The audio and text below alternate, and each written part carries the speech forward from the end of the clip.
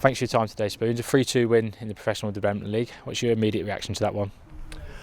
I think we could have been more, and in the end, it could have been a draw. So a little bit.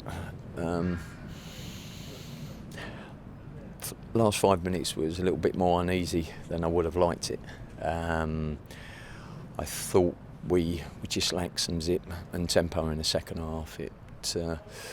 We come out and create a few chances, and maybe if they had gone in, we might have added a little bit more momentum to our game. But I thought we just huffed and puffed a little bit in the second half. There wasn't any intensity in our passing and that we had at periods in the first half. We didn't have it all the time, but we had it in periods and that. We give ourselves a few scares at the end. As you've alluded to there, admittedly holding on a little touch at the end, but I guess it's learning to manage those moments and see out the game. That's what we just spoke about in there, yeah. It's learning to manage the game. And we don't always do that well. Don't know why.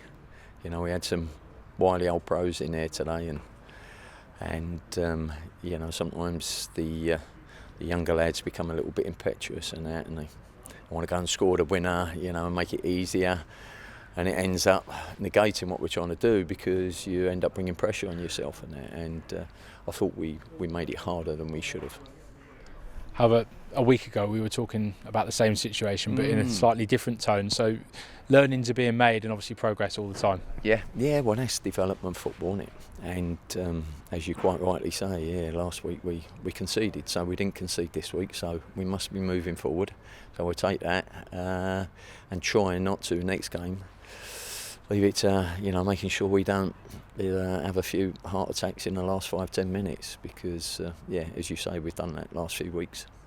And you touched upon it there about development football, but it's a sort of game that's used for all different purposes. A number of senior pros are getting involved today. Can you just talk about the influence they have and sort of the learnings other lads can pick up from them when they're in and around the group? Oh, fantastic. I mean, first and foremost, they were excellent in the changing rooms there, talking to the young lads and talking to them on the pitch around their decision making and trying to guide them in the right way.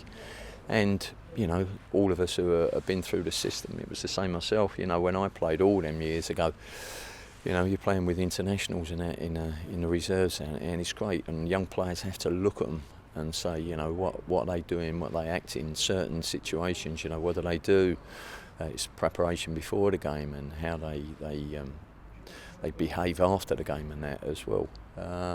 So it's a valuable learning tool, and they probably learn more off them than they would off us because, that's their peers and that's where they want to get to. We can tell them these kind of things, but until they see from the older ones, and experience it, and that's priceless. And lastly, obviously, of course, victory today, a week's time in action away at Crewe Alexandra. Another nice period of build-up and plenty of time to work on the training ground. What are the things you're going to be sort of going through with the lads this week? Well, again, as we spoke about, it's development. So it won't always be game-based. It'll be around the development because the players got to not just learn to play football, they've got to learn the game as well. So the tactics and that, and it'll be, trying to embed one or two more of them things, but there'll be a lot of technical stuff in there as well. And then we start to build up a little bit more at the back end of the week looking towards Crewe. Sounds good. Thanks for your time. Cheers, guys. Thank you.